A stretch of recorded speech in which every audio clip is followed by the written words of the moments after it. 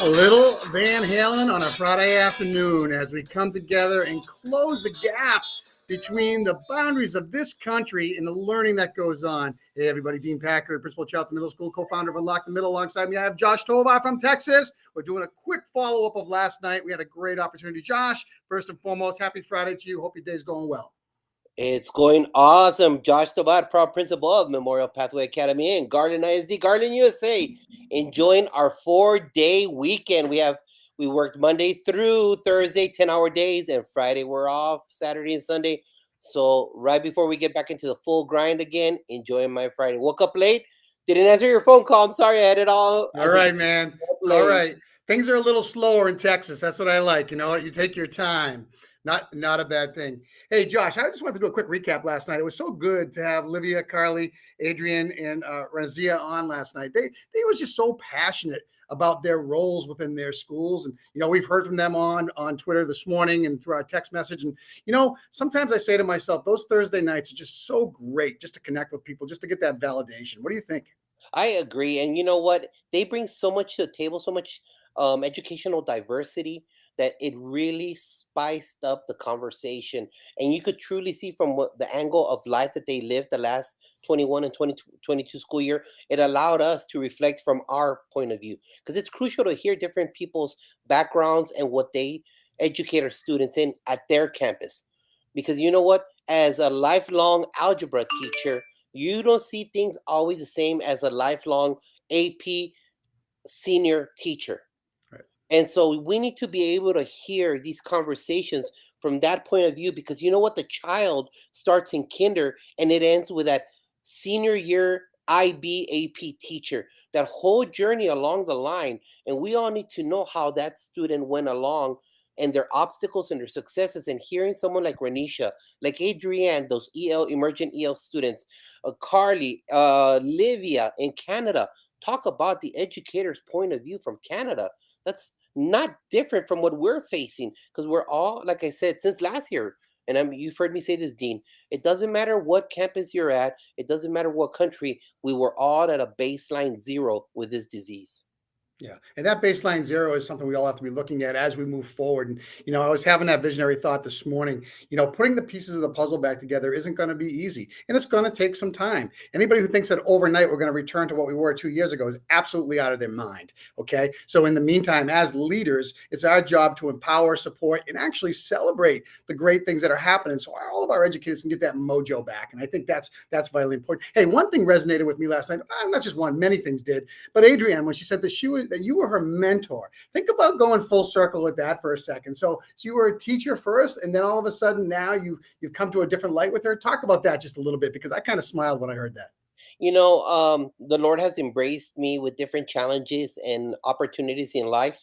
And part of my professional career had to do with a group of freshmen when I arrived to the high school for the very first time as an administrator. And the vision of my current principal at that time, Mr. Jerry Lee, was that each assistant principal have a class. Normally, all schools go by alpha because of the size that we were at. Each assistant principal received a class. And since I was the rookie, I got the freshman.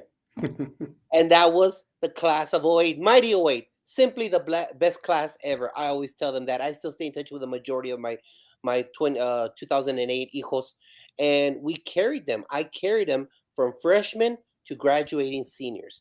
And let me tell you, that is one of the best experiences in my life because I saw them as incoming eighth graders all the way to their graduating seniors. And after that, I promised them this. This is what I promised them. When you graduate, if you invite me to your graduation, and I don't care where in the country it is, I will be at your college graduation. And let me tell you, promises made, promises kept. I think I went to like 19 or 20 graduations across the United States because they invited me. And it was one of the things where I was able to bond and connect. This is the beauty of our profession. And you build lifelong connections with our students. And it's crucial that if you really invest your time in these students, they will always be there for you. In districts that do that, I see the greatest success. And one of the things that we incorporated in our district here is we call it the senior walkthrough, where those senior students have a chance to walk through with their elementary school, their middle school, come back and see their teachers and just kind of be celebrated and kind of close that circle, which I think, and Josh, you hit it on the head. We are in the people business. We're in whatever it takes to make kids successful is about connecting first. And you've always said that. You've been on your soapbox really thumping that drum for a long time. And I'll tell you what, just by the way that Adrienne said it last night, I knew there was complete admiration for what you had created with her. And you know what? That's the ultimate goal for every person in public education, to be able to make that connection right out of the gate, as hard as it might be sometimes, because guess what? Some are hard, there's no doubt. But we have an obligation to ensure that those children know that everyone in front of them is a champion for them. And that is just super exciting, man. And I don't care if you're in Texas, I don't care if you're in California, Hawaii, Canada, it doesn't matter. It doesn't matter. Education is about connectivity with people and empowerment of them. And you know what? To back that up, we had a administrators training yesterday at North Garland High School, and the primary focus of that was to for this coming 22-23 year is that dean. It's not rocket science, and I say this to everybody. It's not. We're in the people business, and we need to make sure that we getting rid of kids is the easy part. They still need to come back. If they have behavior issues, they want to be suspended. They want to go They home. do. They do. I And agree. and there comes a line. There comes a time to where it. What are you going to do when they come back? You already used your nuclear bomb. We don't have that many options as administrators. Right. But once we build that connection with the students, and once they feel that we care about them, every great coach, and Dean, you're a ref, and you see this on the sidelines when you're refing, and you were a former coach, and all former coaches and great teachers are coaches, band directors are coaches. You know what? You could rip into a student and you could let them have it. And you know what? The majority of the kids that stay there and listen to you is because they know that you're ripping into them because you love them and you've built that connection with them in practice, before practice, on a Sunday, whatever it might be. It's not just a game day. Hey, I told you to run this play and this. Blah, blah, blah. You know what? Great students, great players want to be coached. They do. But the thing is that the coach has to connect with a player, because then you have a Washington Redskin team. Because then you have a Washington Wizards team. You have a bunch of silo individual players that's not a team. Yeah. And that's the thing. And I agree. I was glad I was hearing our PD yesterday as high school principals. And I'm just hearing it. I go, bingo. I've been saying that for years. And it has to be set as the example right here. The chair. We Yep. need to set the example. We can't be on our rear ends in our classrooms, in our offices. We need to be out there shaking hands, fist bumping, whatever it might be, bringing in kids just to have conversations with them after they got suspended, whatever it is, so that everyone knows what the expectation is from the chair. Yeah, well, that's the circle of love. Hey, a quick shout out to Tim from Teachers on Fire, Sheikha, Tammy. We have Michael popped in here for a second. Great to hear from you guys. Great to see you. We all have similarities, and that's what's doing what's best for kids. Closing that circle, and I love last night that Olivia talked about that love and making sure those kids feel the love. And that's part of the overall process. And again, and Josh, you're right. As a past head coach, do you ever have to rip into people? You do.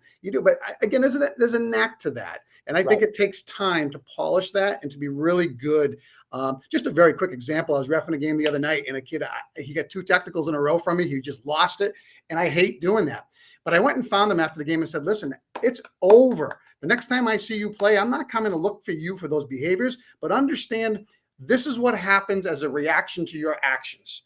Okay. And this is going to help you in life. And it was painful for him to work through that. And the coach made him listen to me.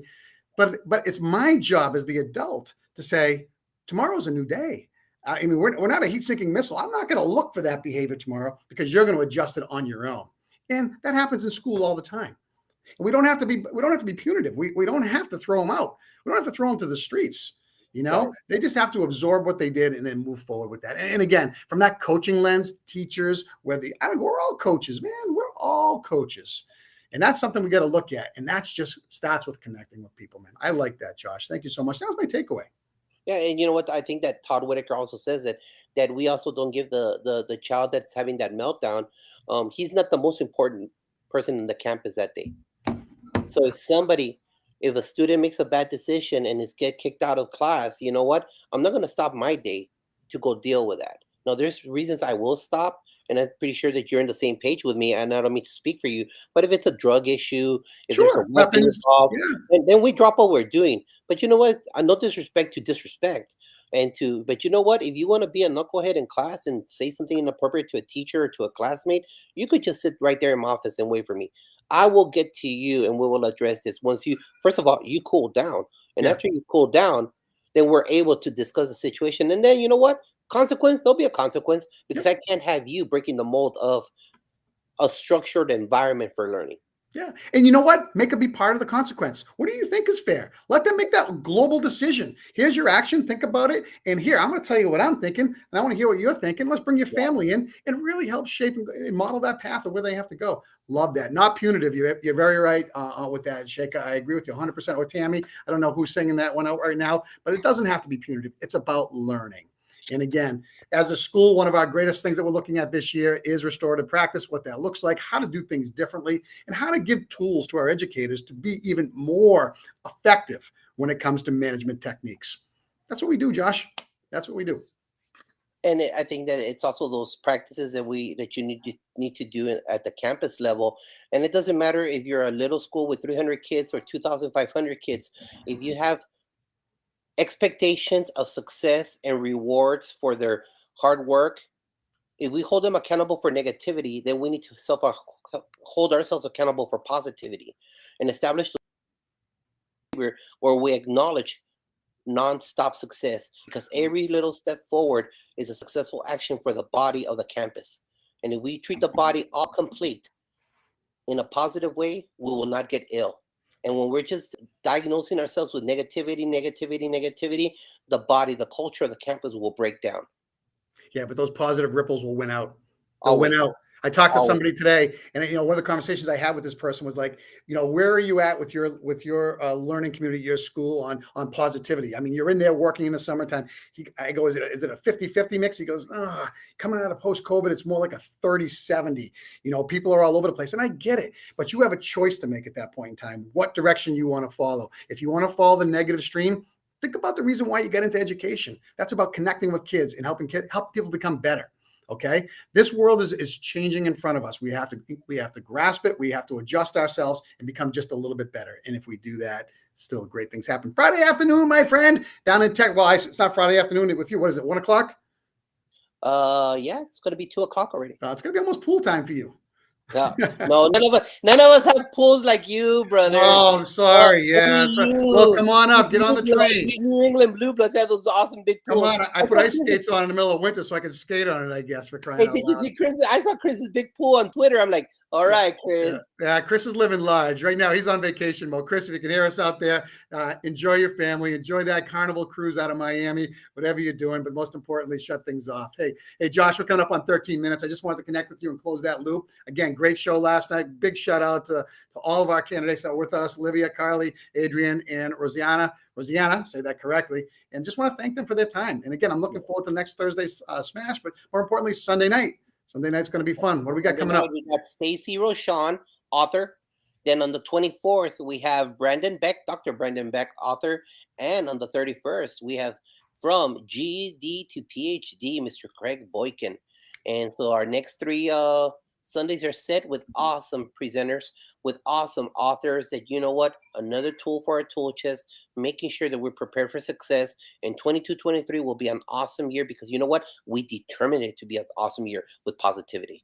Hey, I'll tell you what, that is a great way to take us home. Little Van Halen, as you said to start off. Let's finish what we started. Everybody out there, have a great rest of the week. More importantly, have a great weekend, rest up, and make sure next week you are ready to tackle whatever comes your way. Have a great week, everybody. Take care. Enjoy your